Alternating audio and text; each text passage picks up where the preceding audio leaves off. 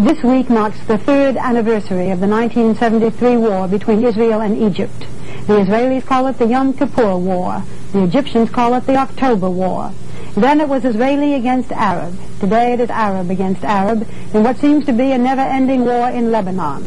For a view of the situation in Lebanon and in Israel and our role in the Middle East, we have interviewed by satellite two powerful figures in that part of the world, Golda Meir, who was Israel's prime minister during the 1973 war, and Anwar Sadat, then as now President of Egypt. We begin the interviews tonight with President Sadat, taped earlier today at Kuba Palace in Cairo. You said last week that Syria's action in Lebanon against the PLO will never escape the judgment of history.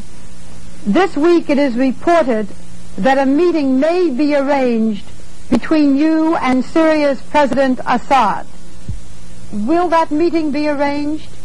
If we are going to meet as a small summit meeting in Riyadh, it is for Lebanon. So we must have President Sarkis of Lebanon, and we must have also Yasser Arafat of the PLO. I told them quite frankly, this meeting should be a six-party meeting. Well, Syria sees another point of view. They say that we should sit as four parties meeting. Well, Egypt didn't agree to this. I declare this for the first time, Barbara, for you. It has been said that the country of France may help to end the Lebanese war. How would that happen? As a matter of fact, Barbara, I have sent my foreign minister, Ismail Fahmy, to Paris 2 or 3 days before, and he has stayed there 48 hours. I was really, and I tell you this for the first time, we may ask the French to join the Arab force in parallel and not as an alternative for the Arab force, but in parallel. I found that in the Christian sect there is someone who asks that they should have guarantees from France because you know they have relations with France before. Did President Giscard d'Estaing agree to come to such a meeting if it is held? The answer of President d'Estaing was very favorable because he is, in principle, he is very concerned ending the bleeding in Lebanon. What would you think of a plan of peacekeeping troops, French and Egyptian troops, replacing the Syrian troops? Would you want that? I don't see this as feasible or agreeable, especially when it contradicts my policy when I say that raise your hands off Lebanon. And look what has happened when Syria intervened with forces there. Some people say that Syria is helping to fight Israel's war by attacking the PLO in Lebanon. Do you agree? Who benefits from what is happening in Lebanon now? It is only the Israelis. The Syrians are losing. The Lebanese are losing. The Palestinians are losing. The only part that gains from what is happening now in Lebanon is the Israelis. President Sadat, after the 1973 war, Arab unity was at its peak. Now there are divisions. Is unity possible again in the near future? Whatever danger we are going to face as an Arab nation, we shall stick together whatever the consequences are. But I must tell you quite frankly, and this is very unfortunate, that we are accustomed to this conflict among ourselves in the Arab world. It is not now or last year or so. It is since the history. And we shall always be having these conflicts and difficulties until the end of the world. President Sadat also told us that if the conference of these 6 Arab powers cannot solve the Lebanese crisis, there will be, and I quote, an explosion at the summit conference of all the Arab nations planned for later this month. Tomorrow, President Sadat comments on American elections. Wednesday, we'll hear from Golda Meir. Now for the second part of the interview we videotaped yesterday with Egypt's President Anwar Sadat. Last night, President Sadat gave his views on the Middle East. Tonight, the subject is our election and its effect on his part of the world. You may notice that I had to speak rather slowly and a bit louder than usual because of the satellite transmission. First, I asked President Sadat, does it matter to Egypt whether President Ford or Governor Carter wins the election? We have to deal with that who is elected by the American people. President Ford is my dearest friend. Sure, if he is re-elected, it will be a very happy occasion for me. But still, if Carter is elected, I shall be dealing with him also. Mr. President, Henry Kissinger, whom you have referred to as your brother, may well not be Secretary of State in the coming year. What do you think this might mean to negotiations in the Middle East? What would the effect of his not being Secretary of State be? Well, I must tell you quite frankly, Barbara, we must deal with whatever the American people chooses for themselves. But sure, if Henry was in his job and his position, it would have been much more easier. But still, as I told you, we shall manage to start the whole thing with whatever the American people chooses. Mr. President, do the American elections paralyze all negotiations? It seems as if everything stops because of our elections. Well, as a matter of fact, I must tell you, Barbara, as it happened in 74, we are behind schedule 1 year. And as I told you, the second disengagement agreement should have taken place in 74 instead of 75. Well, we have wasted this year because of the American election. Well, let us hope that by 77 we can catch up with all what we have agreed upon as a strategy and find the global solution. Thank you, President Sadat, for being with us.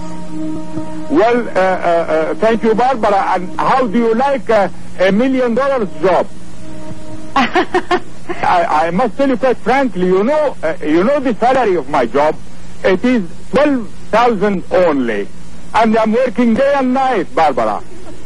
But, Mr. President, you know one does not work for money. One works for love. But what I should have said to President Sadat is that he has better fringe benefits than I do. Harry? Within an hour after their historic joint appearance before the Knesset, President Sadat and Prime Minister Begin kept another historic appointment. 2 chiefs of state, technically at war, sat down together to be interviewed by Barbara-Walters. At times, they seemed to be negotiating, and that precedent-setting interview opened the way for other reporters to talk to Sadat and Begin. The two talked to Barbara for almost half an hour. This is the way it went. I would like to, if I may, set the scene for this interview. This is taking place immediately after President Sadat and Prime Minister Begin have addressed the Knesset. We are in the Knesset itself, and this is the very first interview that President of Egypt and the Prime Minister of Israel have done, or indeed any President of Egypt or any Prime Minister. In that sense, it is historic, and we have been hoping to have this for many years, as you know, Mr. President. That's right. It's something that we have talked about and talked about as well with you, Mr. Prime Minister. Yes, ma'am. So we are grateful to you for this the stir of time, the first time you're publicly appearing together for an interview. Does this mean, Mr. President, that ambassadors, that your ambassador and the Israeli ambassadors can now meet and talk, or even as you said in your speech, that they could give greetings, which they've never done before? Well, I have stated this in my speech, and for sure I shall be conducting talks with Premier Begin tonight and tomorrow. And we shall arrange all these details. So that after tomorrow, your ambassadors, for example, your two ambassadors in Washington, can meet and talk? Why not? Well, because they never have before. It has never happened, yes. But I said today we are ready. There should always be a beginning. And I can only express my deep satisfaction with the words uttered by the President. I do hope that starting from tomorrow, the ambassadors of Egypt and Israel all over the world will give common interviews, will meet with journalists and express their opinions, and that would apply also to the United Nations. Would this mean that there would be an exchange of ambassadors to your two countries, an exchange of tourists, an exchange of students? Not yet. Not yet. We must reach first the ending of the state of belligerency in the peace agreement or peace treaty, and then after that all this can be regulated. I hope it will come. Mr. President, up until yesterday, and as you suggest now, Israel and Egypt were in a state of war. Do you still consider that you are in a state of war? Unfortunately, yes. We want to abolish this state of war. Well, the psychological barriers have been broken down. This is something that each of you has talked about, and indeed that has happened. And Prime Minister Begin told us last night how much he liked you personally, that you were able to talk together and joke together. Would you like to give us your personal feelings about the Prime Minister? Well, in the first place, I knew him through President Carter. And then after that, through President Ceausescu. And yesterday, President Katsiya was telling me about him on our way from the aerodrome to the hotel here. So I think we met and I found that it was something, quite familiar to me. As you can see, Barbara, I have, thank God, the recommendations of 3 presidents. 2 President Sadat. And as I said, this is my feeling. We really like each other. We may have differences, but we like each other. I would like to talk of those differences. You said in your speech a few moments ago that everything was negotiable. President Sadat, you said that your people, the Arab people, would not concede 1 inch of occupied land. Is that negotiable? Would you give up any of that land, make any of those concessions? Not at all. Not at all. Yes, frankly, not at all. But it doesn't mean at all that we shall not try. Well, I'm afraid I don't understand. If you will not give up any of the land, if none of it is negotiable, then what will you be trying? We shall be doing our best. You must not take all, the hard lines and positions and so for granted, because exactly as Premier Begin said, we can sit together, we can talk, no one knows what will happen next week or so. So that there might be a ray of light, there might be some concession, there might be a somewhat different position down the road. You are always like this. I tried to... this is what people are going to be asking of you. Politics can be conducted like this. I have to keep trying. May I ask for the floor, Barbara? Yes, sir. I suppose it's a very good reply by the President. Now, it's clear that we have difference of opinion, but free men have them. We should sit together, talk here, any other place, And as history proves, believe me, I know the history of almost all the peace treaties after the First World War, the Second World War.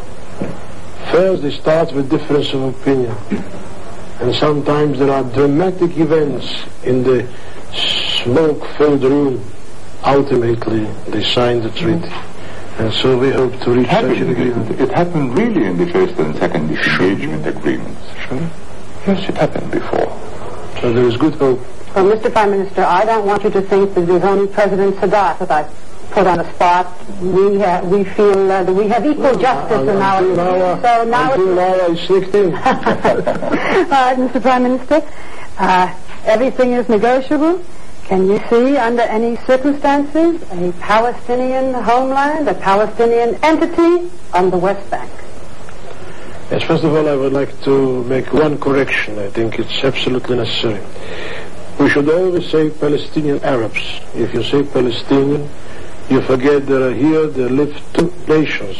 We recognize the Arab nationality by law and the Jewish nationality. The question is of the Palestinian Arabs. We have never denied any rights of the Palestinians on the country. We recognize their rights. We want to sit together with President Sadat and with spokesmen, proper spokesmen of the Palestinian Arabs, and to find also an agreement how we can live together in mutual respect and in freedom. We agreed, as you know, for them to participate in the Geneva Conference. So we are going to talk to each other. It's a problem. I think it can be solved, it should be solved, of the Palestinian Arabs.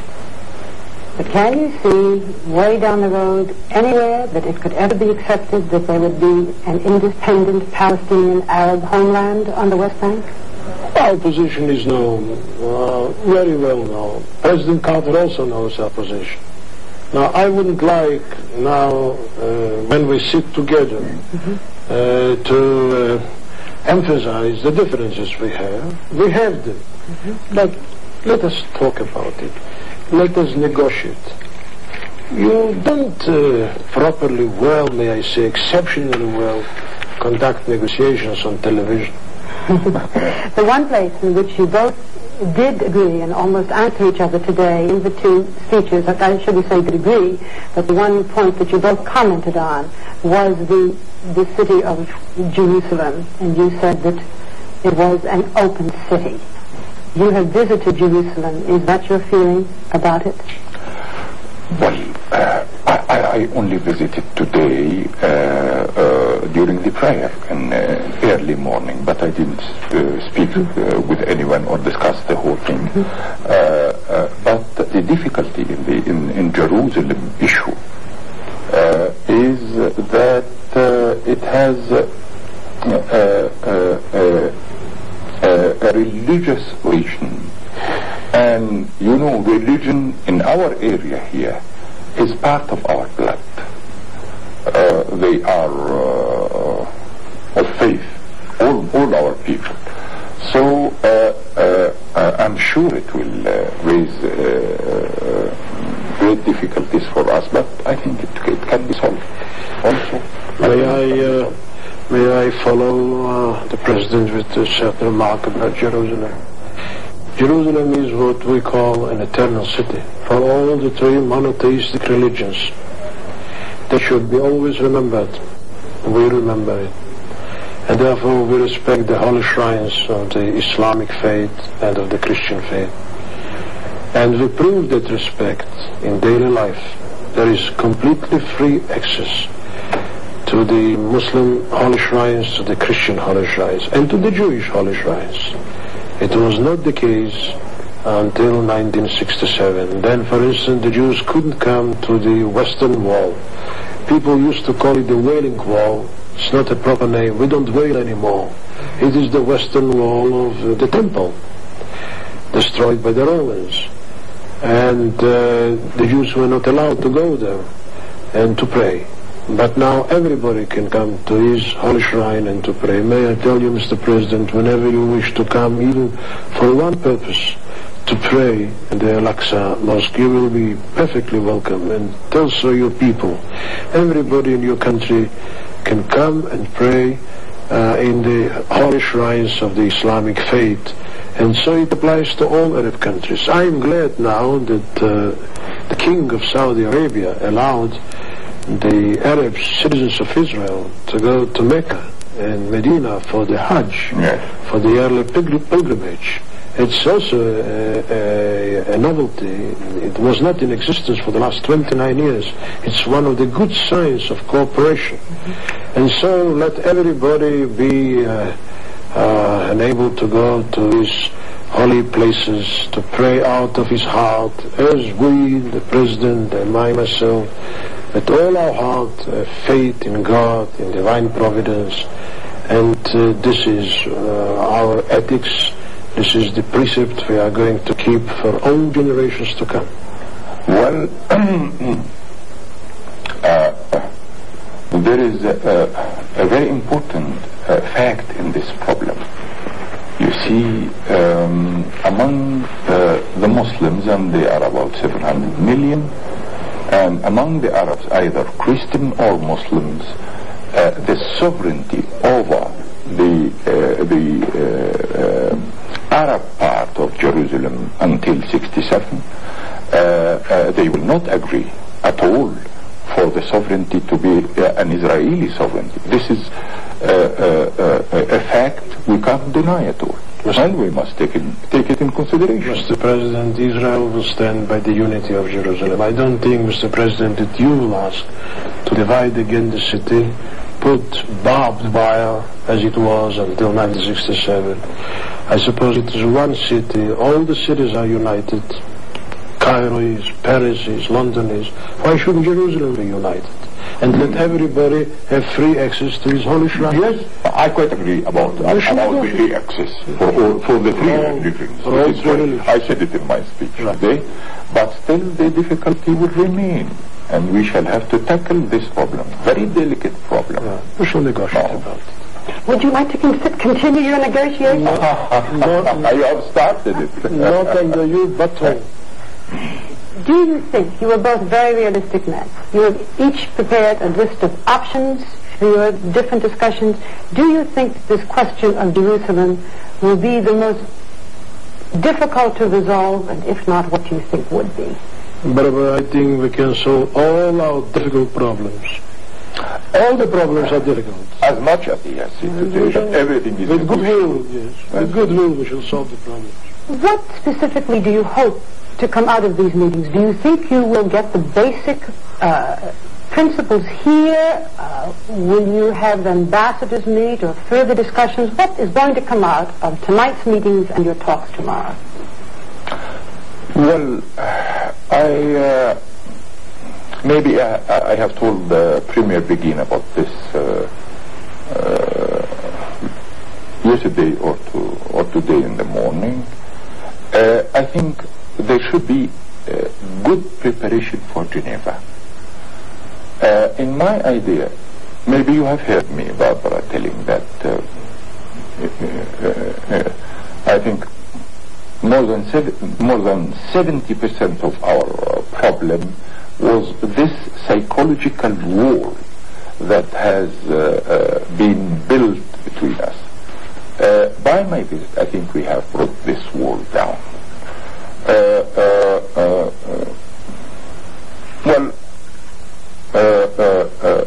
If my visit achieves this, and I have already gave the message to the Knesset and through the Knesset to the Israeli people, well, I'm happy.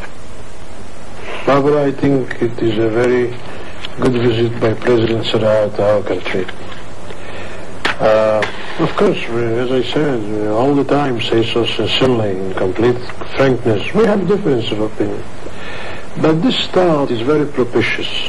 As we can see now, we sit together with you, we talk to each other in a human language, with understanding, with goodwill. And this is the real beginning, and so it will continue. And of course we shall speak. We already started talking about Geneva and preparations for Geneva. There will be proposals by the President, by myself, by our advisors. Of course, I think we shall have to continue. The President agreed that we shall have to continue. Yes, And this because we must convene in Geneva to give momentum again to the peace process. And this we agreed on. Do you think that while you are here, you will be able to come to agreement on the procedural problems of Geneva, like the representation of Palestinians and who will sit in and which meetings? Will that be resolved here? I don't think. The time is so short. Don't you think so? The time is so short. Well, we will try. We will do our best. Do you And then now? we shall continue. Do you now feel that Geneva will be a reality? You do. Can you say when you think that Geneva, after having these meetings, when you think that Geneva will come to be? We want both of us to go to Geneva and all the other neighbors of our country, Arab countries, Syria, Jordan. We also agreed, as President Carter asked me, to participation of Lebanon, although Lebanon was not an original participant in 1973. And therefore, I think Geneva is a very practical project. Well, what is the major barrier to the reconvening of Geneva now? See, President Carter and our foreign minister worked out what is called a working paper. The American government sent it to President Sadat, to President Assad, to King Hussein. I suppose we can have an agreement, basically. The President, may I say, sits with me. He doesn't have too much respect for procedure. Quite right. He wants substance, and we agree. We agree. Go direct to the substance. This is my idea. Will you invite Prime Minister Begin to come to Cairo? We shall be discussing this tonight. May I ask, if you do go to Cairo, since you have had these meetings, what you would expect to accomplish there, again, other than the psychological? Now, we shall continue. I think we shall lay the foundation here in Jerusalem tonight and tomorrow. I think we started even yesterday night. For serious, frank negotiations about all the outstanding problems. And then, if the President is gracious enough to invite me to Cairo, I shall continue that. Really, I'm planning to invite him to Sinai. Thank you, sir. To who? Sinai. Well, I invite you. There will always be reciprocity. Always. Is it limited to Sinai? Is he allowed in the rest of the country? Yes. He can go anywhere. No, limited to Sinai. Limited to Sinai? Yes. For the time being. For the time being. The President Yes, is the for the host. time being. And I would like to say that the visit of the President to our country is unlimited. He can go any place. So you are not inviting the Prime Minister to Cairo? Barbara, don't insist too much. I'll stop. Let us try Let us see. and have our negotiations tonight, not on the television. You are not concerned, Mr. President, at the extent or the vehemence of the criticism? Not at all. Not at all. Maybe you remember when I was elected president, they gave me from 4 to 6 weeks only. Well, if you review the whole 7 years now, the first period and a year in the second period, you shall find that I have taken a major decision every year, or two, at least. Well, I don't give heed to this as much as I am convinced of what I think and of the faith of my people. You are not at all concerned for your own physical safety? Physical safety? Why should I be? Why should I be? There might be some people who would feel that you've gone too far. Not at all, I don't. Barbara, may I bear witness? It's a problem of the great Arab people, not for me to intervene, but out of my experience. When a man feels that he has got a mission, he never cares about his personal safety. I speak, sir, of my personal experience. And the same applies to President Sadat. Mr. President, one of the most important things that you said today was to assure the people of Israel of their safety and their security when peace comes. And I say when now because it seems closer than constantly saying if. The question involved in this is, can you assure them of this safety when some of the Arab nations do not feel as you do, when Syria is still so opposed, when Libya is still so opposed? How can you assure Israel of its security and safety? Well, I'm always speaking for my people. We are 40 million, and with the Sudan we are about 60 million, two-thirds of the Arab world, about that or so. My main aim, as I told you today, was to send the message, and then I shall be waiting for the response. Is it true that there cannot be war or peace in the Arab world without Egypt, that really, as you go, so ultimately must the rest of the Arab world? Well, this is a fact. War or peace is decided in Egypt because, as I told you, we are 40 million. With your permission, Barbara, I would like to add that your question is most serious to us. The problem for us of national security is, in fact, to put it as simply as possible, the problem to make the lives of our children, of our women, of our families secure. And therefore, we must be very careful, and we are. Of course, we will conduct negotiations with our neighbors as they decide to do.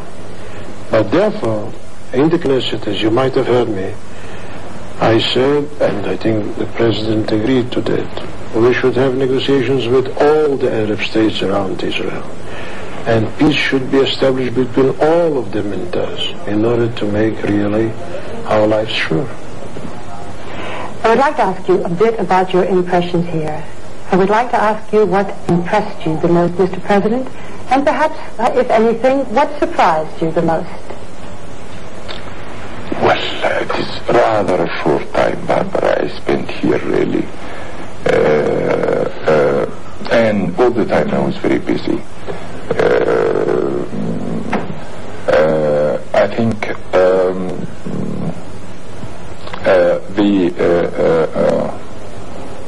the will of peace among the children that I saw today, I saw lots, and it appears that they are having the same problem that they have in Egypt. I have more than 60% of my population under 20.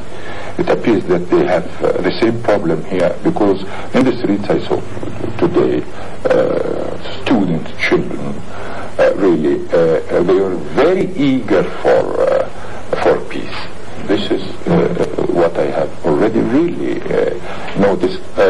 More than that, they appear even to not only to smile, that they are putting their hearts when they were saluting me while I was going to the Yad Vashem.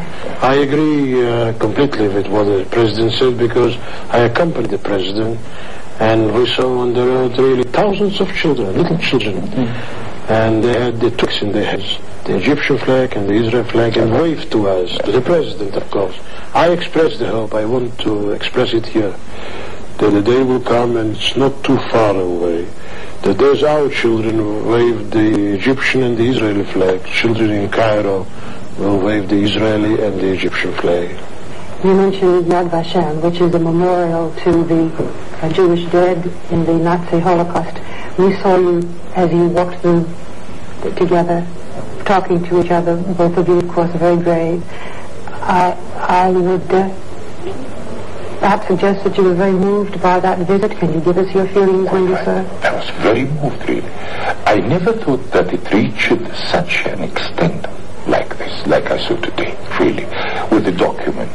I read some documents, maybe when the man who was explaining to us, Dr. Hausner. Doctor, yes, he, I mean, I felt when he was explaining the whole thing to me, I felt that there is,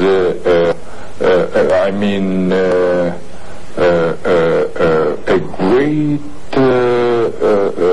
flame behind every word he said. Really. Up after that I knew that he was the general prosecutor that has perhaps I should explain to our audience that there are pictures here and mementos of the Holocaust, pictures of some of the Barbara, there, as the President saw it with his own eyes, are the most indescribable, the most inhuman events which ever took place in the annals of mankind. Of all the pictures, I always see with my mind's eyes the picture of the little boy with his raised arms and around Nazi soldiers with their arms aimed at him. And his mother is around looking at them, perhaps in fear. Perhaps they will shoot at him. The little boy raising his arms. Such pictures the President saw today, and we agreed that until you see it with your own eyes, you can't even perceive it properly. And the man who took you around was a prosecutor at the Eichmann trial. At the Eichmann trial, that's right. Member of the Knesset, Dr. Hausner. And of course, this is a memorial to remind people to never let them forget about the reasons for Israel and the Holocaust. There are the ashes of the camps in which our brethren, our sisters, our little children, our mothers and fathers, and may I be allowed, Barbara, to say it includes my own family, and including a little nephew of 5 years.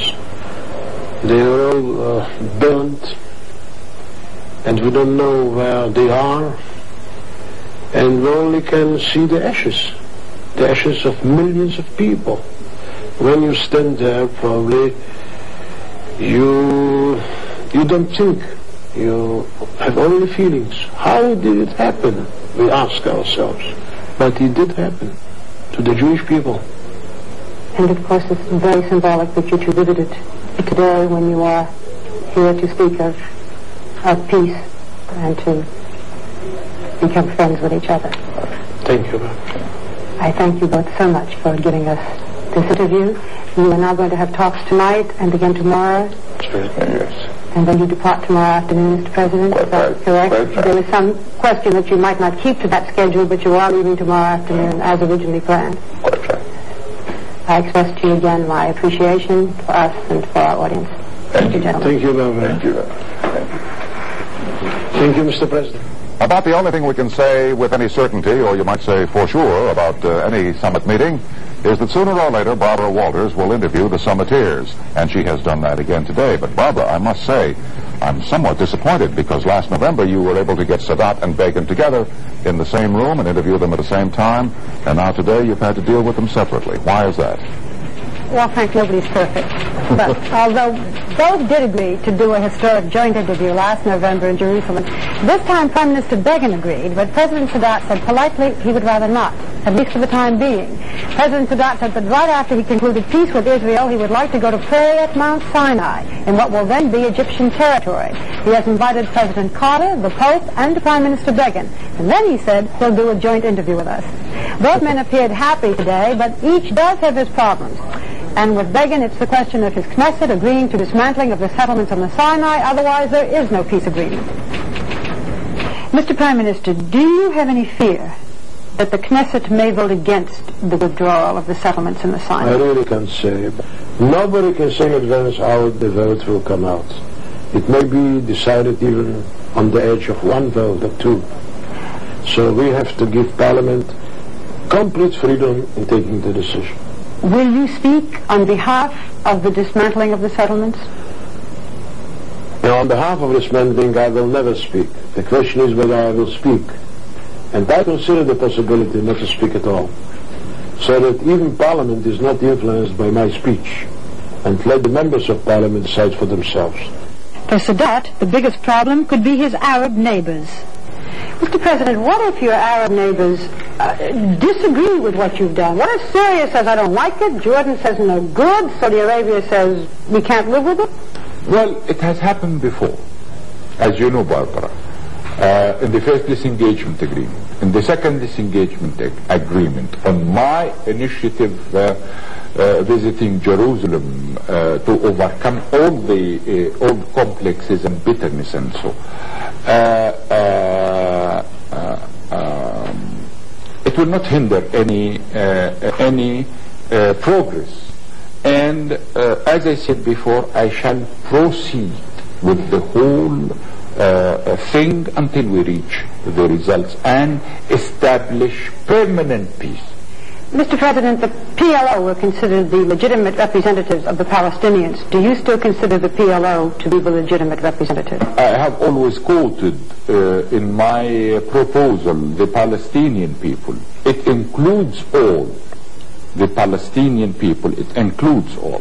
But under the agreement or the document that we reached yesterday, we shall be sitting together, Egypt, Jordan, Israel. What about the PLO? Egypt, Jordan, Israel, and the representatives of those who are in the Western Bank and the Gaza Strip to decide. Goodbye, PLO? No. When we are dealing with the Palestinian people, there is a possibility that certain, elements who are responsible enough, but this will be agreed upon by all the parties concerned. The PLO problem is a separate issue. They are killers. We don't want to talk to them. This is a barbaric organization, most barbaric since the days of the Nazis. And they are no factor whatsoever. We don't want to do with them. As far as the Palestinian Arabs are concerned, we want to solve the problem of the refugees, both of the Arab refugees and the Jewish refugees, in a humane way. We also agreed that a reasonable number we shall take into Judea and Samaria, but that will be dealt with through a common committee, and the decisions will be unanimous. But there are some areas of the agreements that have to be clarified for these two men. Can we turn to the West Bank, sir? Has Egypt agreed to an Israeli military presence after the 5-year transitional period? Beyond, yes. They have. That's not in the official the American document. Delegation agreed. Yeah, that's not in the official document. It is. But The word beyond appears. Beyond. And beyond. Do you consider that a long-term period beyond? Yes, I suppose so. There's nothing wrong in that because we don't hurt anybody. You see, our plan of autonomy is based on two legs. One, complete autonomy or self-rule for the Palestinian Arabs in Judea and Samaria and the Gaza District. Security for the Palestinian Jews. And that means the presence of our defense forces. During the interim period, and this, which will be 5 years, immediately after the signing of the treaty, for 5 years as interim, they shall be having certain points for security. But you have not agreed now to a military presence, an Israeli military presence after 5 years? It is not stated at all in the agreement. It is not stated because the Palestinians should have their say in this, and King Hussein also should have his say in this. As I understand it now, you are going to send a letter to President Carter giving your position on Jerusalem. Yes, ma'am. I already wrote it. I didn't yet send it. But the letter is prepared in which we state our position. That Jerusalem is one city, the capital of Israel, indivisible, and this position of Israel is not going to be changed. Well, it's a question of whose sovereignty it is under. You say it is one city, and it is the capital city of Jerusalem. How can sovereignty be put into question? This is the difference between us. They want their sovereignty there, yes. But I say that on the Arab part, it is very difficult for me because there are 700 million Muslims and Arabs who would not agree to this. But it will be a matter for negotiation. One thing both men agreed upon were the benefits of the solitude of Camp David and the efforts of President Carter. It was the first time since I was in prison and in concentration camp to be put in house detention there. But it was very useful. You praised President Carter. What did he do that was so special? Last Friday, 3 days before, the whole thing collapsed. And I collected all my papers and my bags, and I was asking for a helicopter to return from Camp David to Washington here. But the man very patient, very persevering, really. He visited me and we had a talk in the afternoon of Friday afternoon. And you stayed? In a quarter of an hour. And this is what marks my relations and friendship with Carter. In the woods we used to walk and meet each other. How are you? How do you do? Yeah. Atmosphere was of real friendship. And then we visited each other. Then there were the games. Now, somebody played billiard. I don't know how to do it. I played chess. In fact, what he said was that he played chess with Dr. Brzezinski. They played 4 games. He, Begin, won 2, and Brzezinski won 2. And why did Brzezinski win 2? Because, said Begin, it's the first time he's played chess in 38 years. His last chess game was in the Soviet Union. He was interrupted by the KGB, who arrested him. He hasn't played in 38 years until the game with Brzezinski, and had it not been for those 38 years, he would have won all 4 games. Well, I think it's probably wise on the part of Brzezinski to have played in such a way to make sure that he won at least a couple of games. Barbara, it seems to me that there's a possibility of a conflict here. The president said tonight, after the signing of this framework and during the negotiations concerning Palestinian self-government, no new Israeli settlements will be established in this area. Now he's speaking of the West Bank. The issue of future settlements will be decided among the negotiating parties. Is that what Begin told you? No, it is not. According to what President Carter said, there would be a freeze on settlements for the 5 years of this transitional period. But when we asked Prime Minister Begin about this, we said the 5 years transitional period. He said not for 5 years. We said just for 3 months, and he said just for the 3 months that we are negotiating with the Sinai. He said, what I want to make clear is that we did not give any commitment for 5 years about any settlements whatsoever. I said again, just 3 months? He said, just for the period of negotiating the peace treaty. Maybe it'll only be 2 months. So that Begin is talking about the negotiation of the Egyptian peace treaty. That's only 3 months. And it seems that Mr. Carter is talking about the Palestinian negotiation, which is 5 years. So there's a conflict. There seems to be. One other point I'd like to raise with you, Barbara. You know Hussein. You talked with him, I know, one day last week, and you visited with him in Amman not too long ago. Is he going to drag his feet, or is he going to get into this peace movement where he belongs? Well, President Sadat told me today that he has only had one conversation with King Hussein, and that's the conversation we reported out last week. At that time, there was some question about whether or not Hussein would meet with President Sadat in Morocco. And originally Hussein said he would, and then he said that he would not. And at this point, President Sadat had not talked with him. He hopes, as he says, that Hussein will accept his responsibility on the West Bank, but he's not sure. And what was Hussein saying last week? He said, I want time to think about this. I'll see how I feel, and if there's anything I don't like, I will try to minimize the danger. We don't know yet how Hussein feels. And, of course, that will be one of the chief missions of Secretary of State Vance, who leaves tomorrow, as the President indicated, to visit Hussein and also King Khalid of Saudi Arabia and try to get them to join in supporting these 2 documents that were signed at Camp David. We'll be back with some closing thoughts. Occasion of this signing at the summit, she found the Egyptian leader subdued but happy. Mr. President, you have just shortly come from the signing, from that historic time of your life. How do you feel now, sir, if you had to describe it in one emotion? Well, as I have already stated, it is the happiest day of my life. I always looked forward for this day, and especially after my visit to Jerusalem. But let me tell you this, I was sure that the day will come when we sit and sign this.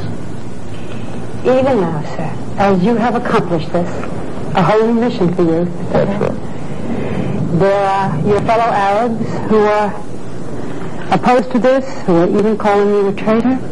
How much does that bother you, sir? At all. It will not bother me at all. You know, the new ideas take much time to be understood or to be lived, especially in such a conflict like this that has lasted more than 30 years with violence, hatred, bitterness, 4 wars. It's not easy to drop it. But be sure of this. In Egypt, after the October War, immediately, my people and me, we dropped all these and we have started a new page. And do you think that you will be able to persuade your Arab neighbors who were your friends to join you? There is no other way except to work and work hard. Either they are convinced or the time will come when someone who is convinced will come. Do you worry about your life? Not at all. Never, never. I'm a believer, and I believe no one will take 1 hour of my life if God doesn't agree to this. So do you, when we speak of peace, we realize that the Egyptian position is to go back to the 67 borders. The Israeli position is not. The Egyptian position might be to have an independent Palestinian state. The Israeli position certainly is not.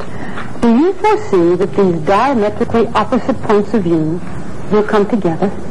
It should come together. How? I had a discussion yesterday with Webegin here, in this same place, and we spent 2 hours. But we have agreed from the first moment upon a fact that we must reach an agreement. We should sit together. We should solve our differences. Peace, the goal of peace, is much more precious than anything. You are a realist, of course. And when Prime Minister Begin made his speech, he talked about a united Jerusalem. How did you feel, sir, when you heard that at the speeches today? Well, you know, we have our position, and it is identical with the American position. All the changes that has taken place in Jerusalem are illegal from our point of view and from the American point of view also. But in Camp David, you may remember that I have agreed that the city should not be divided again, but Arab Jerusalem should return to the Arab sovereignty. Mr. President, if anything happened to you, if God did take you away in your time, as you say, would this treaty stand? There are many who are worried that it would not if you weren't here. It is not my will. It is the will of 40 million. Peace? Let me tell you this. Immediately, all the humiliation, the bitterness, the hatred, everything, we have dropped 100%. And because of that, 5 million out of the population of Cairo came to hail me after I arrived from Jerusalem. It is the people's will, it is not my will only. So it is permanent peace, yes. Barbara, it seemed to me tonight at the White House that everyone was having a grand time just watching Egyptians and Israelis in a spirit of great friendship. But I'd like to ask you, what was the mood there this evening between Sadat and Begin? Well, you're right, there was a good deal of mingling. By the way, you hear the applause right now from the entertainment. The Begins and Sadat were not next to each other. They were separated, the two couples, Vice President and Mrs. Carter. So there was not too much chit-chat in between. But you know, Frank, when President Sadat gave his toast, in the toast he talks about self-determination for the Palestinians and statehood. Very frightening words to the Israelis, and yet that's right in the toast. So the problems still exist, but I think what we have now is the reality. People aren't pretending that there aren't problems. They're just praying that the peace overrides the problems. Thank you very much, Barbara. Well, we've seen a good deal of public ceremony and celebration today. But what really made this signing... And, of course, it also came up in a Barbara-Walters interview with Egyptian President Sadat tonight. Mr. President, you also talked with our president today about Iran. Yes. Can you tell us how you assess what we have done with Iran, what some of your suggestions might have been, how you see it? I know that there are certain, complaint against President Carter here and even in our area because he didn't take prompt action or so. And I always say this: it is very easy for any superpower to act, and to act.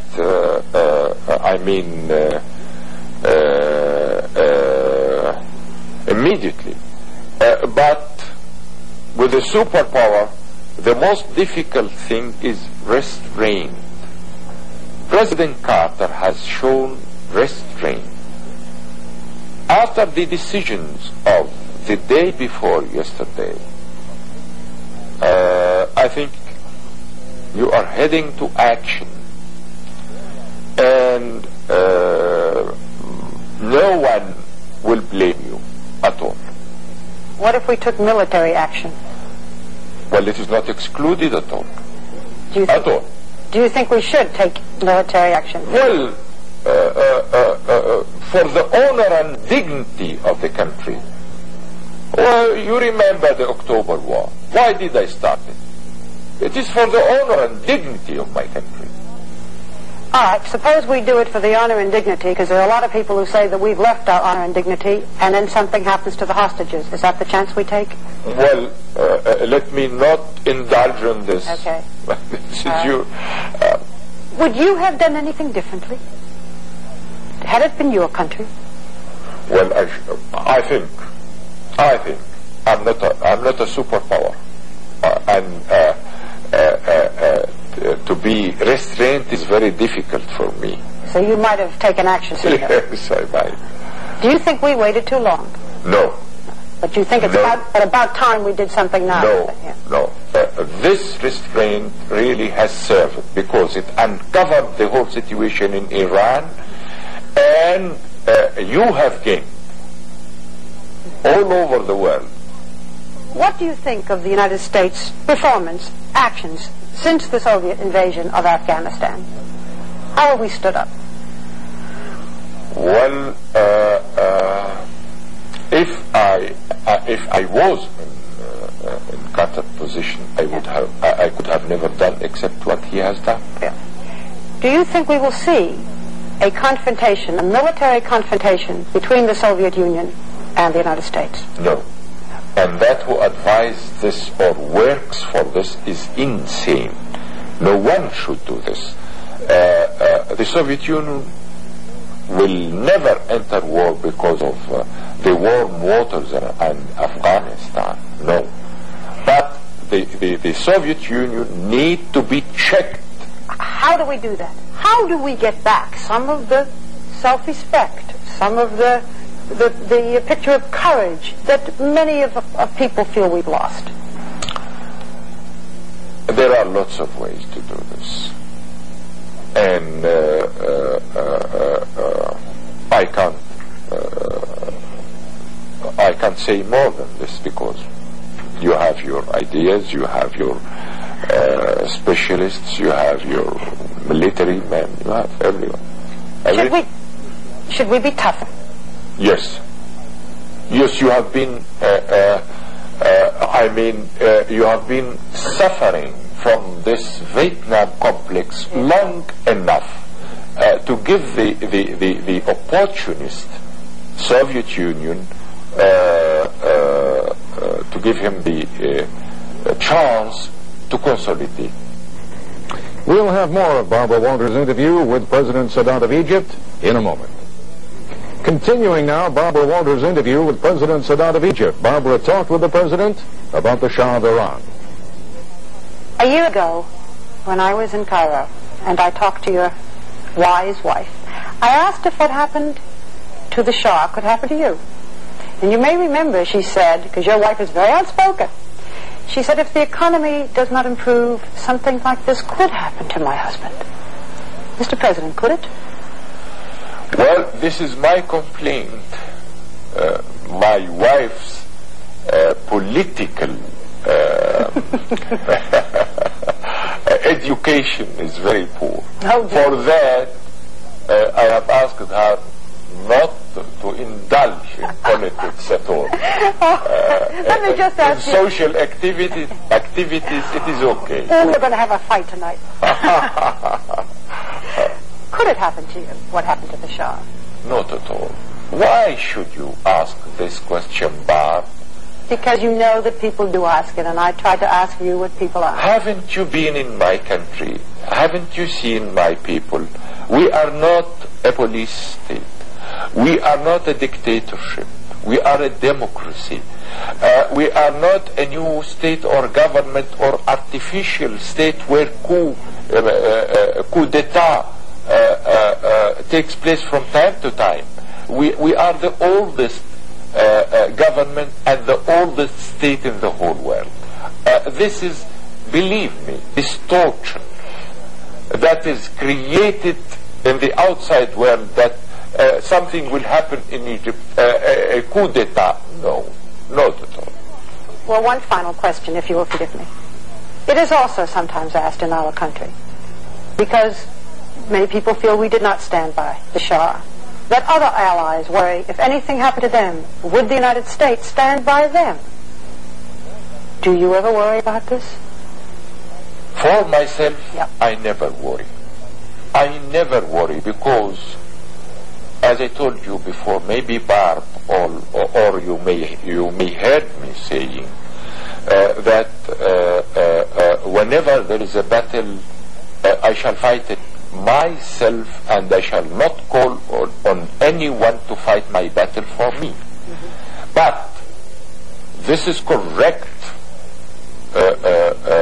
in the minds of your friends on the Gulf.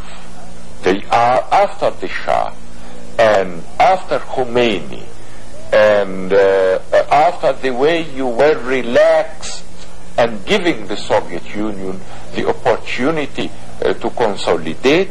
They are now shaking on the Gulf.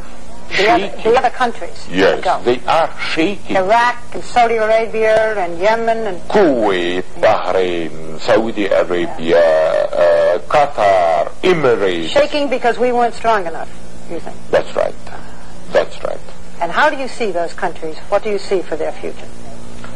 Well, they are now shouting that they can defend themselves and so, but in their inner heart they know that their only protection is the United States. And they will call on the United States, and I declare that I'm ready to give the United States every facility to reach the Gulf, despite the fact that they are severing the relations with me.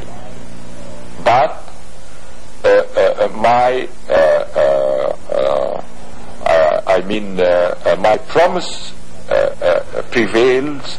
I shall give the United States every facility to reach the Gulf. And help the other Arabs. And help my colleagues in the Arab world. Well, we've got to have backbone, you're saying. I beg your pardon? We have to have backbone, you are saying. Quite right. Quite right. Quite right. Thank you, Mr. President, for being with us. Standing by now in our studios is Barbara Walters, or as she's known to her friends, Barb. Where did you come up with that, Barbara? I don't know. It used to be Barbara, and now it's Bob. But well, Barb, let me ask you. You must have talked, I know you talked also about his mission here to the United States this time, namely those autonomy talks. Yes. Did he have anything interesting to say on that subject? yes, he did. And remember that this interview was just done a few hours ago. This is what he said primarily. I guess the most important thing people wonder about is what if the autonomy talks fail? What happens with the peace treaty? Sadat was very affirmative. The peace treaty with Israel exists and stands. Are there any alternatives, we asked, if the autonomy talks don't work out? He said he hadn't thought of any. He wasn't ready to face that yet. No extension, Ted, of the May 26th autonomy unless, Sadat said, something specific is accomplished. Now what specific? Sadat told us that President Carter talked with Prime Minister Begin today and suggested that there be a meeting of the ministers of the United States, Israel, and Egypt later this month. It is our understanding that Prime Minister Begin gave President Carter no answer. that he said he would have to discuss it with his cabinet. This we are still to learn, but we do know that this was the suggestion that Carter and Sadat made to Begin. Sadat wants no summit of the heads and states unless and until there is this ministers' meeting. He said, I don't want another Camp David summit. I don't want another shuttle the way President Carter did last year. I will not meet until something specific is worked out. Barbara, let me interrupt you for a moment. Did you read that as a kind of subtle criticism of President Carter that the last thing, Camp David, wasn't properly set up? I think there was much more frustration with Begin. He said, I've had 4 meetings with Begin, and each time I try to get him to give us what his overall view of autonomy is, and he will not agree to that, and I think he feels it's a stalemate, and the only way he can do it is if there's some specific action before this big splash. Does Sadat have any more dramatic gestures planned? Well, we asked him if he wanted to go, as rumored, to back to Jerusalem and address the Israeli Knesset. He said, yes, indeed he did. We said, but Prime Minister Begin has been saying that he has not been invited to come to Egypt and address your parliament. He said, I invite him. If he wants to come, he can come. And then I would like to go back to Israel. So that was fairly dramatic, and we'll see now what happens from the Israeli side. As far as his overall feelings toward President Carter and Prime Minister Begin, how do you assess them? Well, President Carter, on the one hand, he's in this country, and he doesn't want to criticize him. On the other hand, I think he feels that he has not been tougher with him, tough enough. Carter has not been tough enough. And as far as Begin's concerned, he said, frankly, I am puzzled. We will have more on this, more on Sadat's views on Begin and on Carter tomorrow night on ABC World News. Barbara, thank you very much indeed. It's been 3.5 months since Egyptian President Anwar Sadat was assassinated. It was on October 6th, the anniversary of the 1973 Egyptian-Israeli War. And since his funeral, his widow, Jehan Sadat, has not been seen in public. Just last week, Barbarawaalters went to Egypt to talk with her, the first time she has spoken out about her husband's death. How did you find her, Barbara? Well, I guess you could say about as well as could be expected under the circumstances. You know, Mrs. Sadat is a very intelligent and very strong woman, but she's gone through a most horrifying experience. These are the last pictures of Anwar Sadat that October day.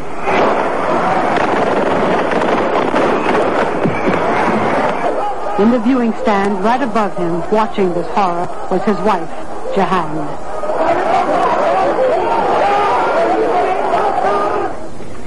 And when Anwar Sadat was buried at that same stadium, it ended not only a political career unique in recent history, but a love story spanning more than 30 years.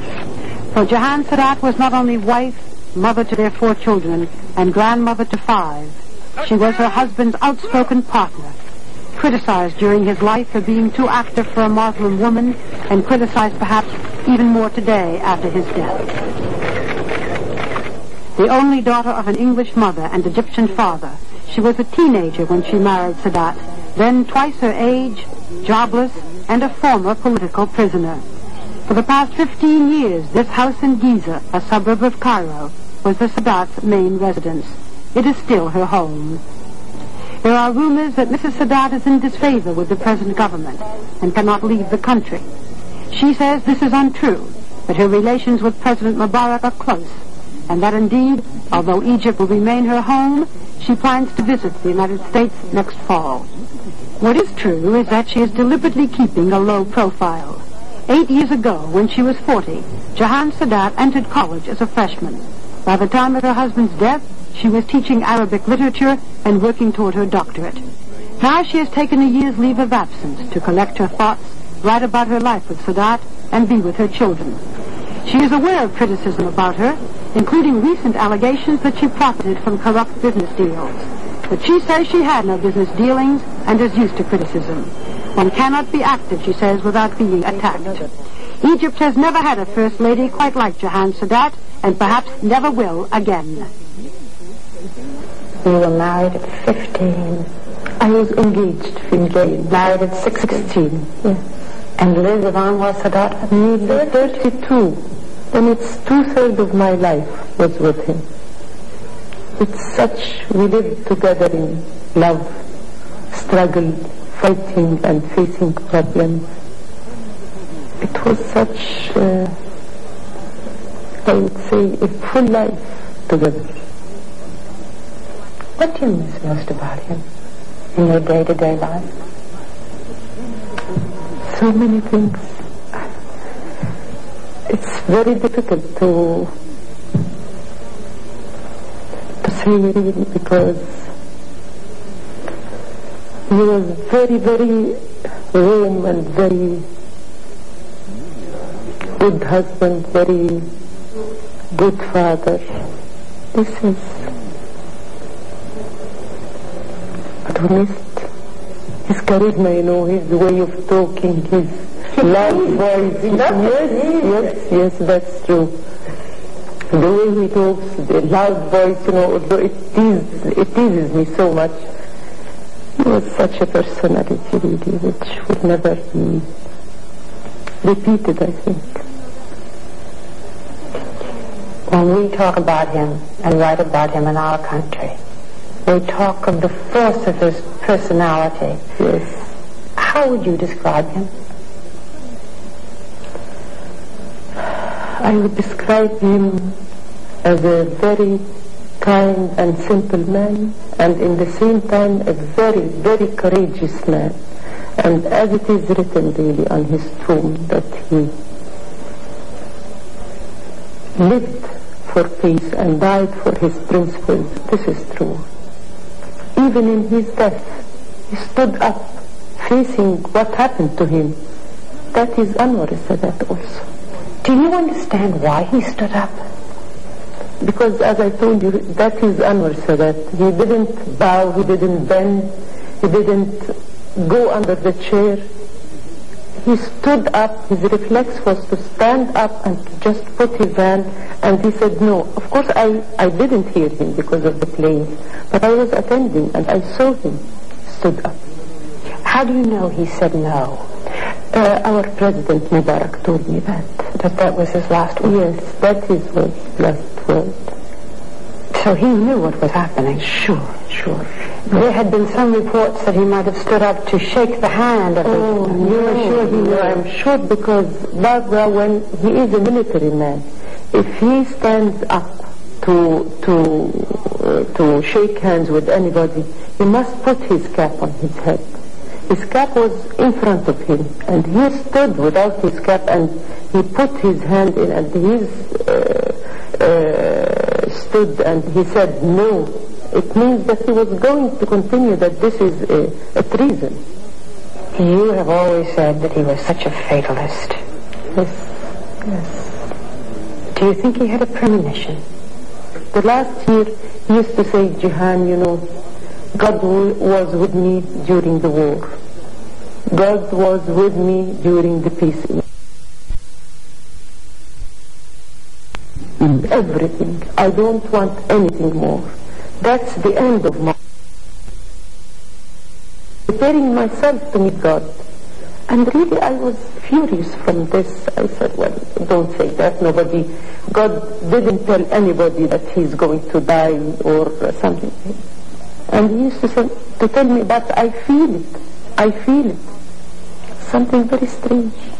But there had, as you talk about this, there had been rumors of assassination attempts. The Egyptian intelligence had found 2 assassination plots in August. Yes. They must have told your husband. Yes.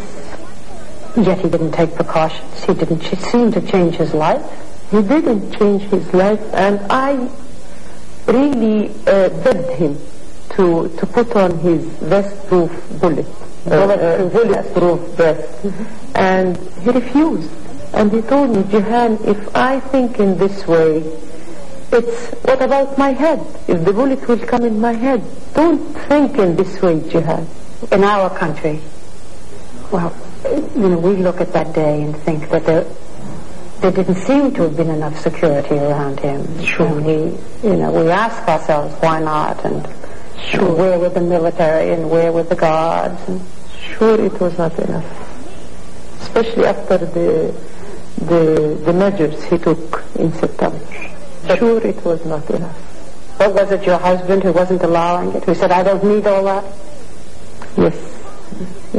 He was that kind of people who doesn't want anybody to come, especially between his boys in the army. He used to call them his boys. What irony that it should happen then, that day, in a military parade, and from people who seem to be soldiers. Yes, but in the same time, Barbara, you know, I think if we have been asked Anwar Sadat to choose his death, wouldn't have been choose much better than this. You know, in his military suit, while he was very proud of 6th of October and his boys, between them standing up, you know, it is all together as if he chose it. This is something which also makes me feel, in a way, a little bit satisfied. Because Anwar Sadat is not the kind to die in bed. Do you remember his last words to you when he left? Something very strange that he told my son, who was in the United States when he died, just 2 days before he died. He was leaving and he shook hands with us and he left. And then after he left, he came up again to his father's room. I wasn't there. He told his father, Papi, he said to him, why didn't you leave? He said, well, I came just for another 10 minutes to sit with you. And he told him few words, and then he said goodbye to his father. And when he was leaving the room, he called him again, Gamal. Your husband called? My husband called my son again. He said, Gamal, are you going to stay in the United States for long? He said, no, father, only 10 days. He said, well, if you can hurry more than that, be quick here, come back so quickly. He said, all right, father, I will do my best. He said, you are a grown up, you are a young man now, I can depend on you. Don't you? And my son laughed and he said, yes, father. He said, take care of your mother. The last word. And my son, he said, yes, father. And he left. You're very close to your children. Yes, very much. Very much. And of course the horror that you were there.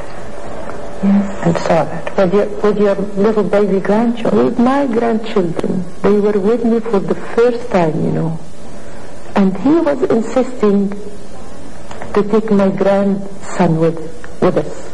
And he made a military suit for my grandson. You see this one. And he insisted to take me. He said he's a young man. What is he, 5? 5 years and a half. He said, well, he can understand and let us take him. But you know, it is till now. Every day he is just throwing himself on the ground. The little boy? No, the boy, yes, yeah. And his sister. And putting their hands just like that, saying, oh, the bullets are coming, they are shooting. Well, let us hide.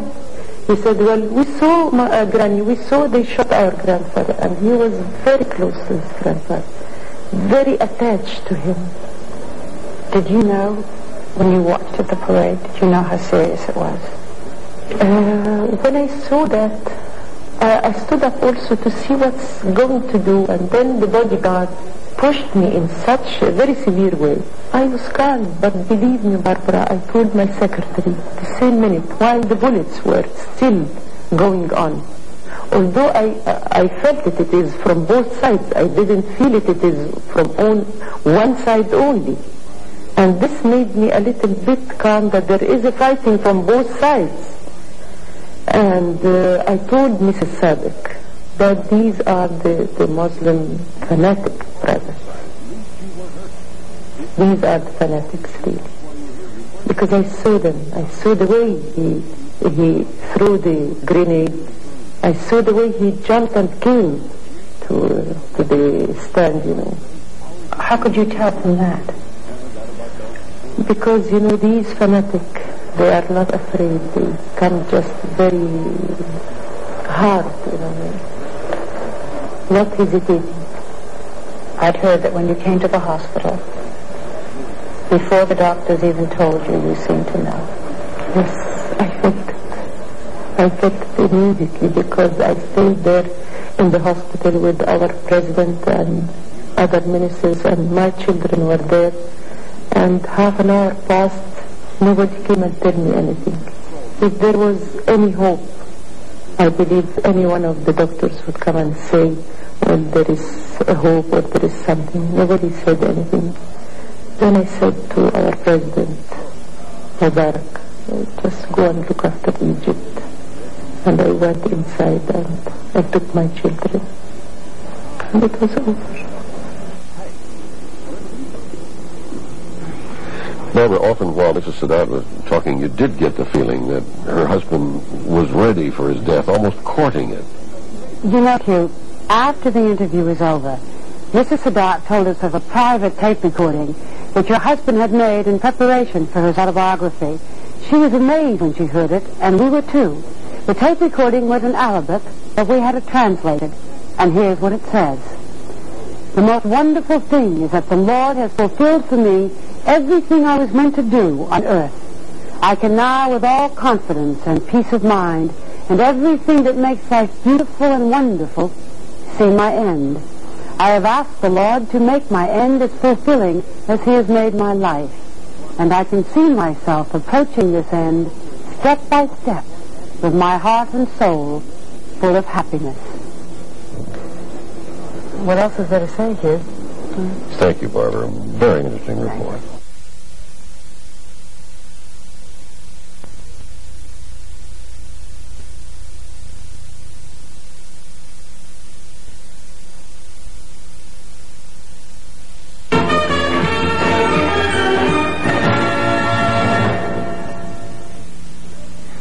Tonight, just as they have been doing for several weeks, American warships are getting ready to escort another convoy of tankers, just like this one, through the Persian Gulf, amid fears that a new wave of religious fanaticism could set the Middle East ablaze. It's an area of the world where the United States has few strong friends. 6 years ago, one of our best friends, Egyptian President Anwar Sadat, was shot down in a hail of bullets fired by fanatical Muslim fundamentalists. And with his death, the life of Jihan Sadat changed drastically, so much so that she no longer lives in Egypt.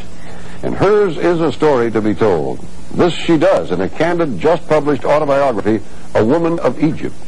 As much a romance as a crash course in the mysteries of the Middle East.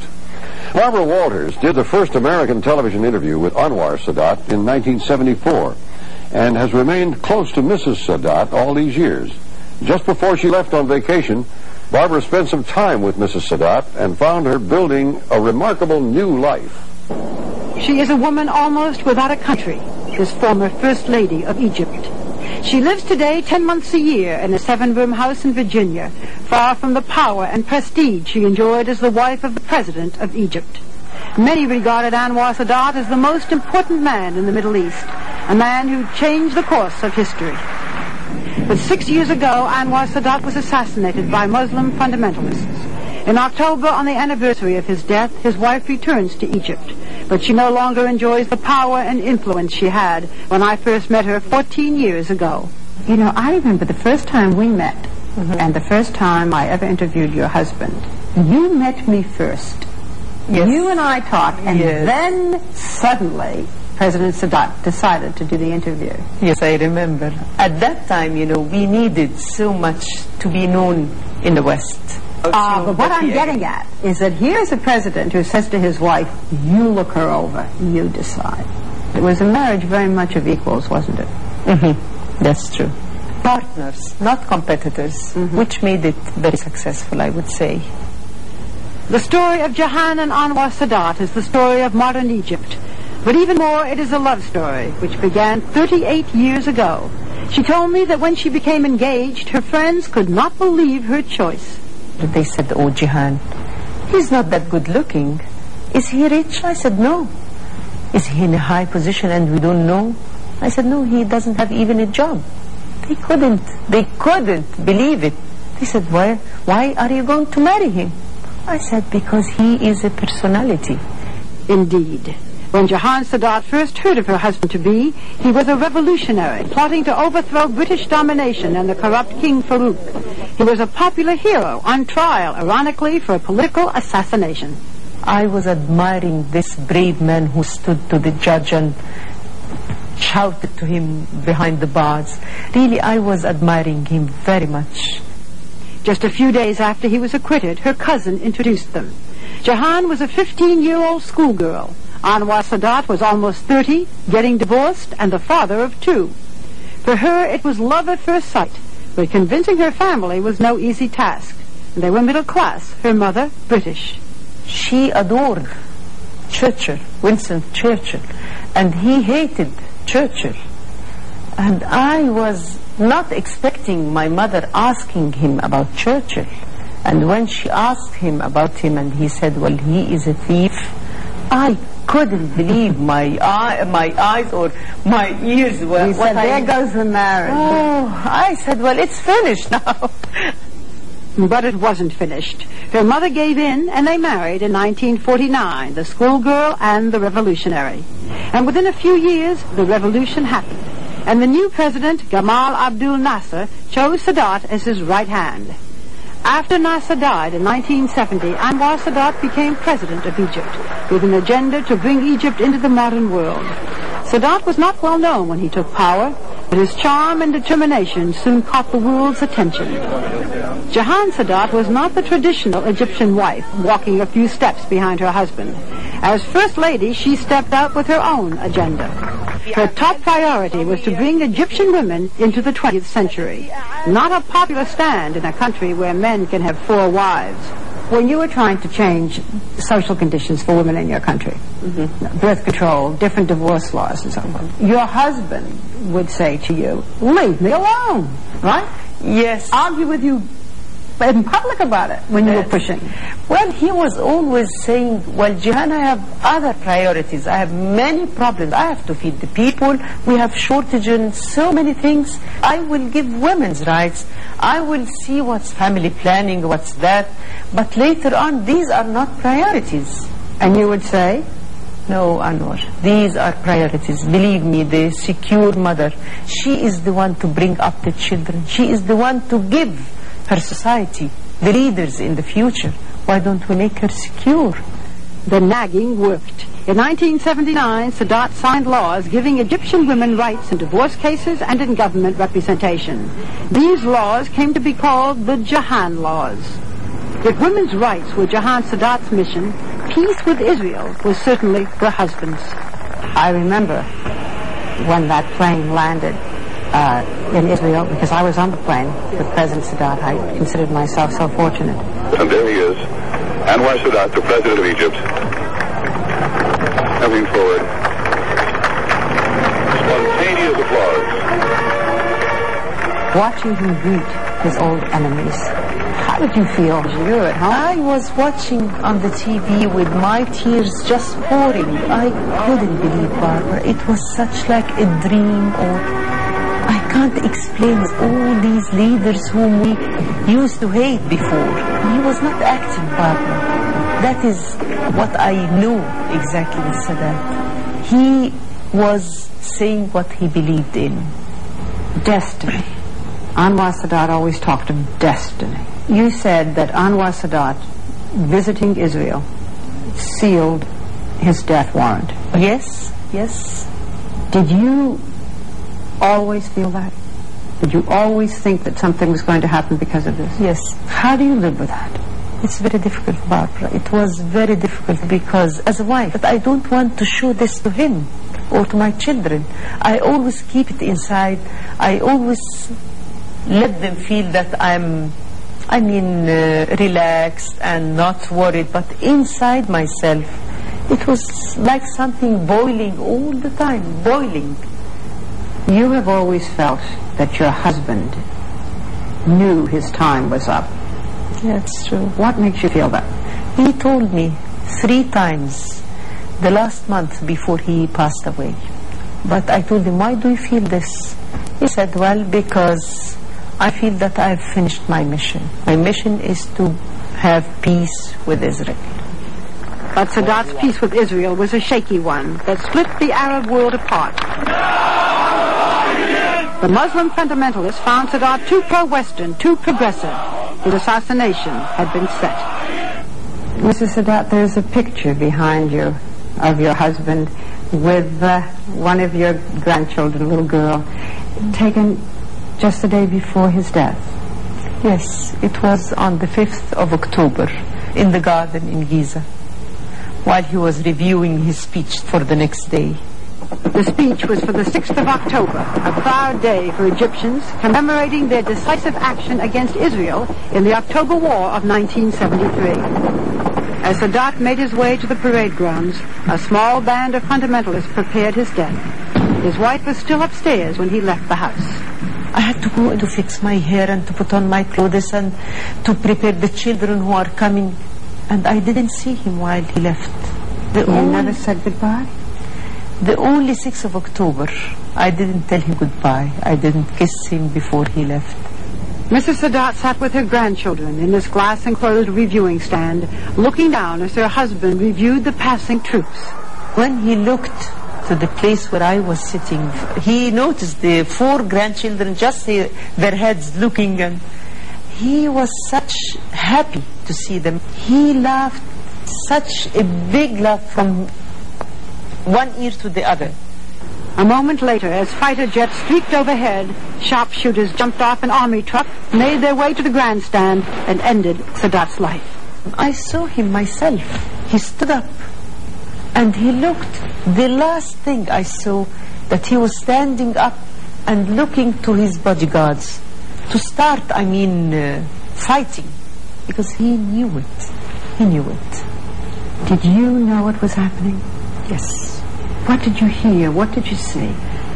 It was seconds, Barbara, when I was pulled from my bodyguard, because the bullets were coming just from the window, from everywhere. And then I was pushed, and the children were screaming. Some of the ladies were crying and screaming. It was such a chaos, what happened. When you got to the hospital, you found then that there was no hope. What did you do at that point? I went directly to the room when I found him laying on the bed. We as Muslims, when anyone dies, we wrap his mouth so that it will not fall, And when I saw this, and he was lying in the bed with his military suit, I knew it immediately. But that moment it was very hard, Barbara. I don't know, I found myself just falling on his, just hugging him, kissing him. I couldn't believe that. Is it finished? It's very hard for someone like him, full of life, full of energy, doing such tremendous things, and then gone in such 1 second. In 1 second, a marriage of 32 years was ended. And as controversial as Sadat had been in life, so he remained in death. At his funeral, Israel's Menachem Begin arrived to show his respect, yet most Arab leaders stayed away. After your husband died, one would have thought that he might be regarded as one of the greatest heroes Egypt ever had. And yet there were so many attempts to smear his reputation and belittle him. Why? I couldn't understand, Barbara. Really, I couldn't understand, especially when the regime followed him is his regime. People he picked? People he picked, people he trusted. You in particular criticized severely that you had taken money, that you were a very rich woman, yes. You had cars, you had practically stolen money. But it was lies. How could I answer lies? This is a booklet. I don't know whether you've seen it. It's called Egyptian Women, and it's put out by the Arab Republic of Egypt Ministry of Information. It's all about the status of women, big picture of the president, Mubarak, and the table of contents goes through everything, including leading Egyptian personalities. There isn't one mention in here of your husband or you. I can't understand. I don't know. Although the government pays little attention to her, as the widow of the president, Jahan Sadat is entitled to a small pension, $500 a month, and a rented home in Cairo. Before her husband's death, while she was in her 40s, she had gone back to university and earned an undergraduate and a master's degree. Her education provided an escape from the controversy in Egypt. I thought, why don't I teach in another country, in another atmosphere, and feel myself and continue again, not only my husband's mission, but as a woman, as I was calling for women's rights. I'm a woman here, I'm a widow, I'm teaching, I'm continuing my life, although I lost my partner, but still the life is going, and I have to face it. Life for Jahan Sadat is simpler now in America, and she says she likes that. She mows her own grass, and in the winter, she shovels her own walk. Clusters of loving photos of her 4 children and 10 grandchildren surround her, fond memories of life in Egypt. She has spent the past year writing her autobiography, and she now makes her living writing, teaching, and lecturing on the Middle East and women's issues. Yet controversy continues to follow her. There had been criticism a year ago that you were making over $300,000 giving lectures at the University of South Carolina. Never reached this amount of money. I don't know. You resigned from that university after this criticism. I left it because I hate to hear all these ridiculous things again. Some might say the university got a bargain. Mrs. Sadat is much in demand for lectures. Her fee runs as high as $20,000, and she has to turn down half her requests. And this is not the real Islam. But she often speaks before Jewish groups, as here in a synagogue in Cincinnati. Some people have criticized her for participating in Jewish fundraising, but she believes she is furthering her husband's mission of bringing peace to the Middle East. And her mission, her reason for working, is to erect a true memorial to her husband in Egypt. There is no museum for your husband. There is no library. No. Nothing that has any of his papers, books, even his uniforms. No. What is the motive behind my work here in the United States, really? I am looking forward for the day that I, myself, I will build him this library. You really think that you're going to be able to build this library with your own money in your lifetime? I will. I am working so hard, but I will do it. And what will the legacy of Anwar Sadat be? A man of peace. A man who fought for peace and paid his life for peace.